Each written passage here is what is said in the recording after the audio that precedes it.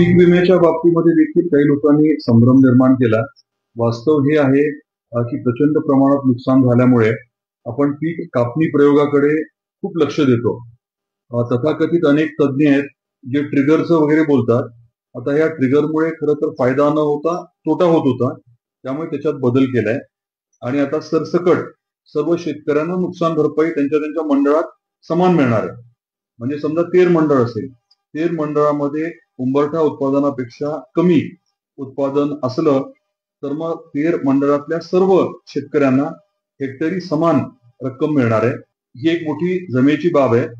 कारण बऱ्याच वेळेस काय व्हायचं, पैसे कमी जास्त मिळायचे आणि त्यामुळे शेतकरी संभ्रमात जायचा, लोकांमध्ये नाराजी पसरायची. तर आता महसुली मंडळामध्ये सर्वांना समान प्रति हेक्टर नुकसान भरपाई मिळणार आहे.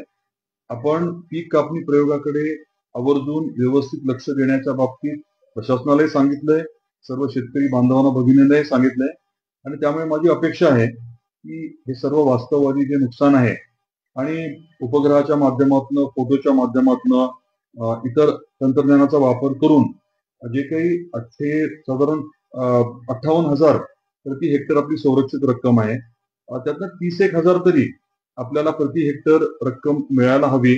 पीक विम्याच्या माध्यमातून नुकसान भरपाई म्हणून मी अनुदानाच्या पलीकडे जाऊन सांगतोय, अशी साधारण अपेक्षा आहे आणि त्या अनुषंगाने सर्वच जण जे आहेत प्रशासनातले आणि आपण सर्वच जण मिळून प्रयत्न करतोय.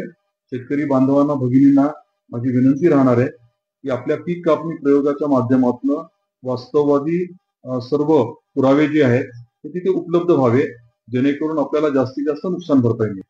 साधारण 30% असे शेतकरी आहेत ज्यांनी खरं तर पीक विम्याचा हप्ता भरायला हवा होता, परंतु काही कारणामुळे भरू शकले नाहीये. या 30% शेतकऱ्यांच्या बाबतीमध्ये राज्य सरकार वेगळ्या पद्धतीने विचार करणार आहे.